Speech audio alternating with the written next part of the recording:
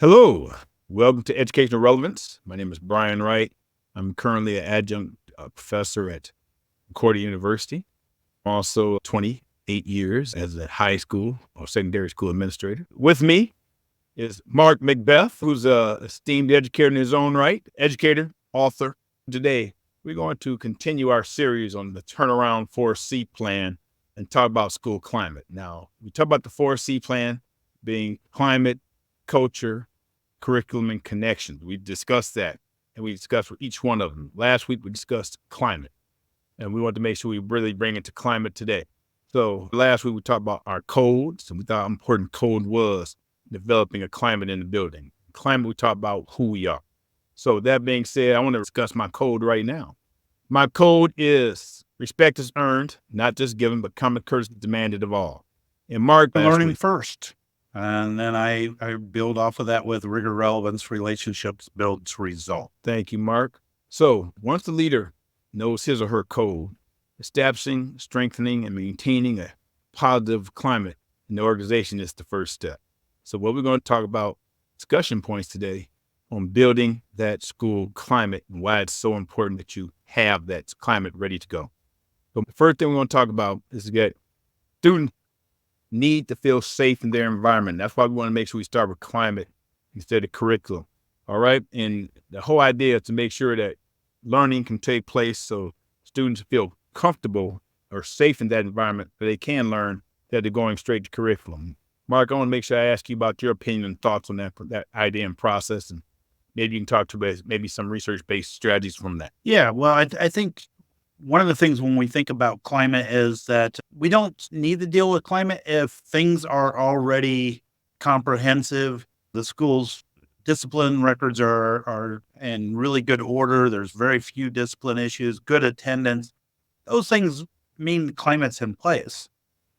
We're addressing climate when kids are not feeling safe in the school, when the discipline's off the charts, when kids don't feel comfortable there, when teachers are blaming and administrators blaming teachers, and et cetera. Parents are not encouraged by what's going on. Those are the things we talked about a little bit last week.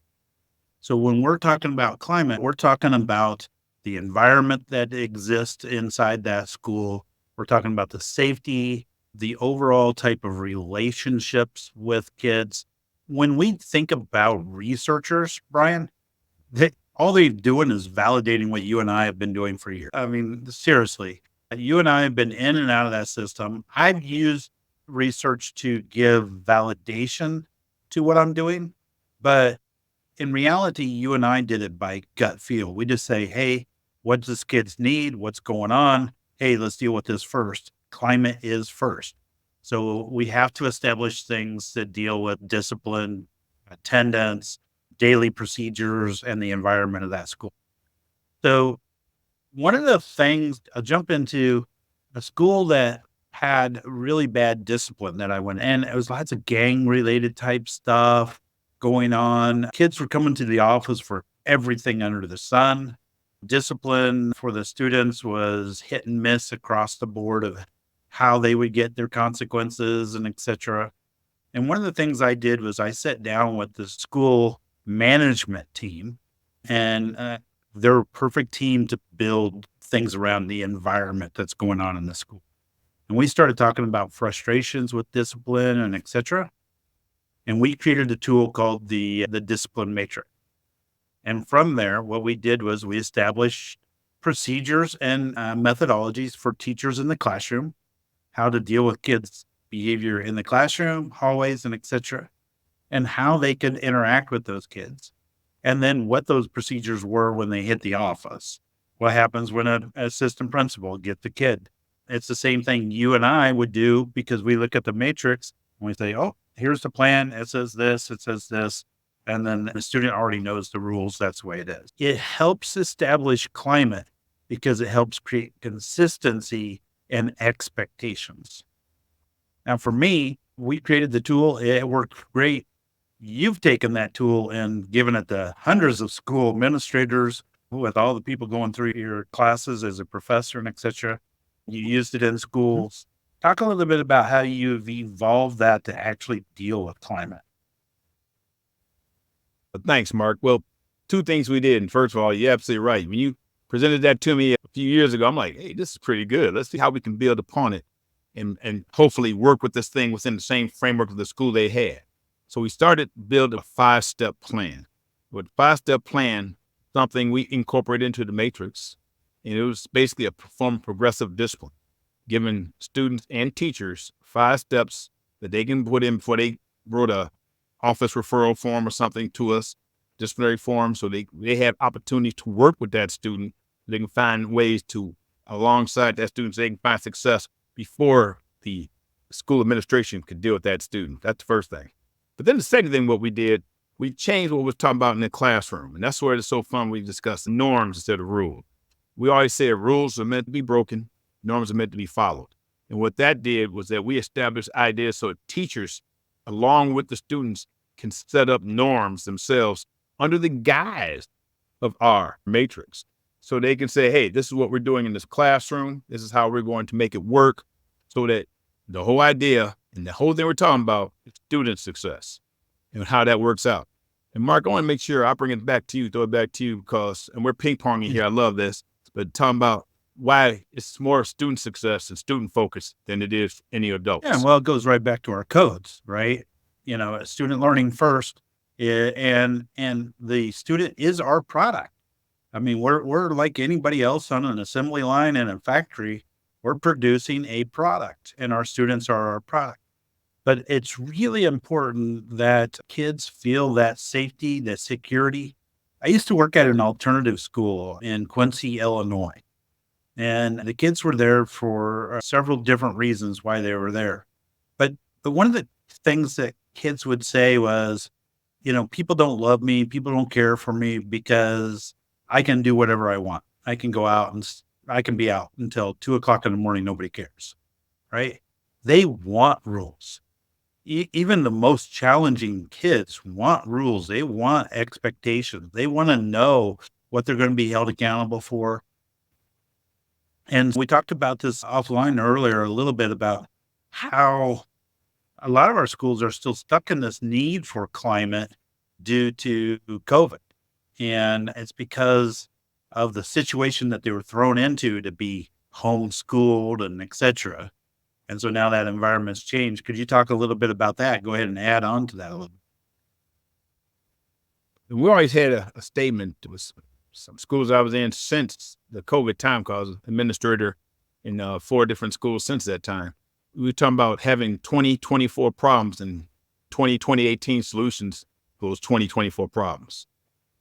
When we came back off COVID, the thing that a lot of schools, and this is a mistake they made, and I'm just being honest with you, they made the mistake of saying, hey, let's get right back into curriculum because kids were not learning. And they felt that we had to hit curriculum first. Well, they forgot that kids had to feel safe in their own environment.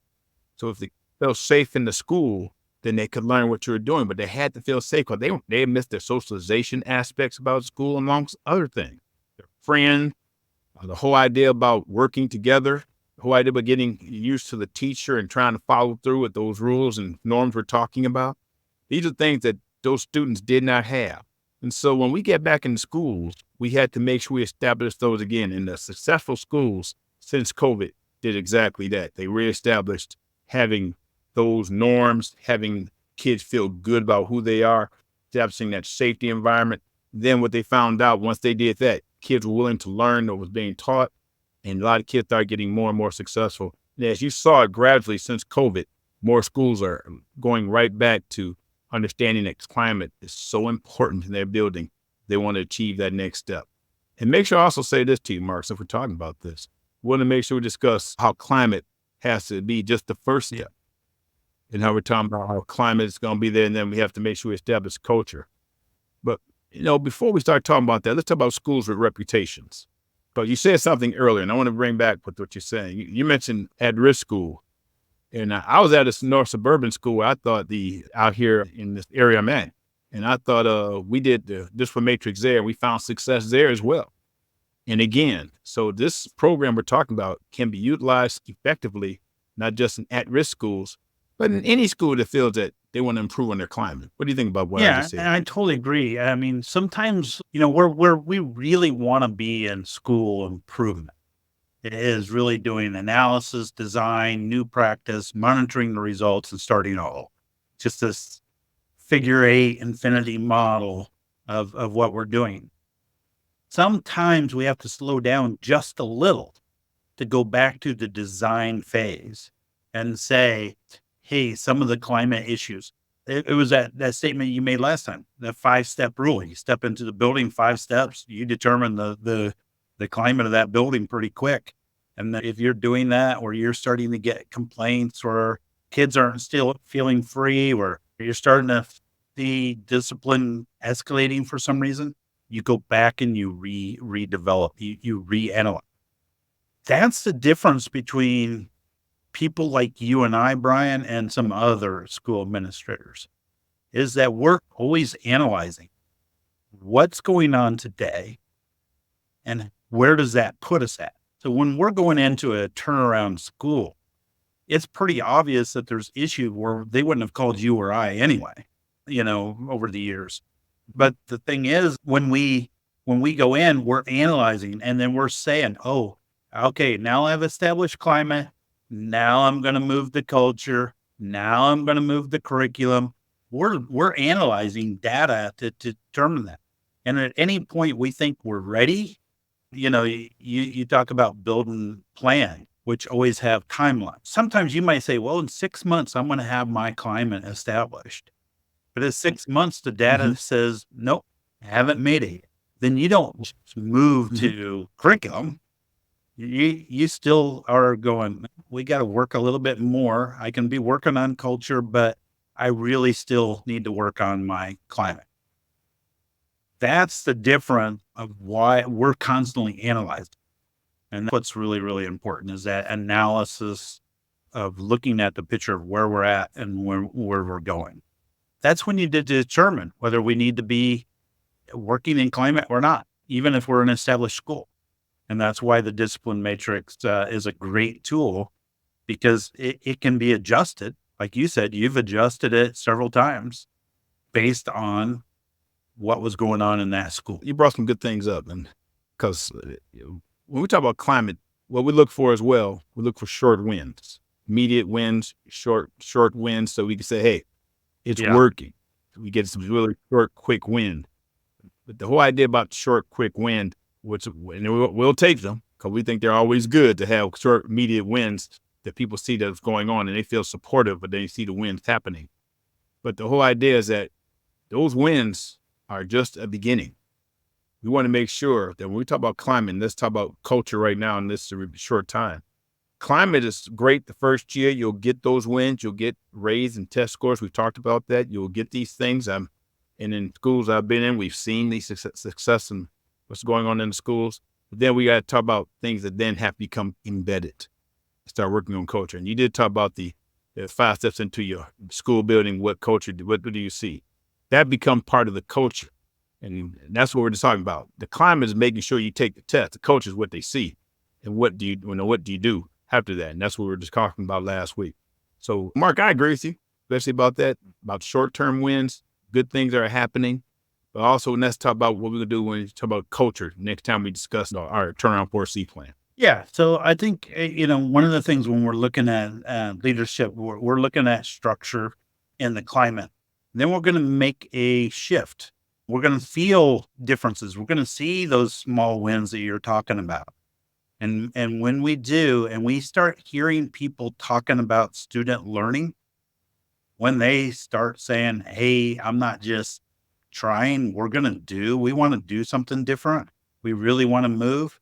That's when you feel the culture. And it's stated in several different ways. But basically what you're listening for is when they start utilizing your code. You've talked about that, where all of a sudden people are saying your code. And then that you've shifted the culture.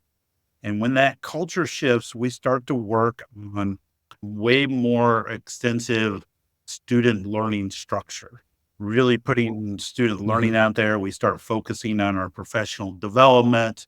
We start focusing on comprehensive reform more. Now, we're not just adapting and adopting curriculum. We're not quite there yet. What we're doing is laying the foundation for student learning not just the environment anymore. We're really focusing now on student learning as a central focus. And that's that shift to culture, and it's essential. I agree. Also, we're going to talk about a couple more things and different tools we're going to incorporate next time we speak. Let's talk about a school improvement plan. How a school improvement plan, while starting with climate, becomes embedded into the culture of the building we're discussing. So we want to make sure we talk about school improvement plans and the goals each school wishes to attain, and the goals each staff member wishes to attain within the school goals.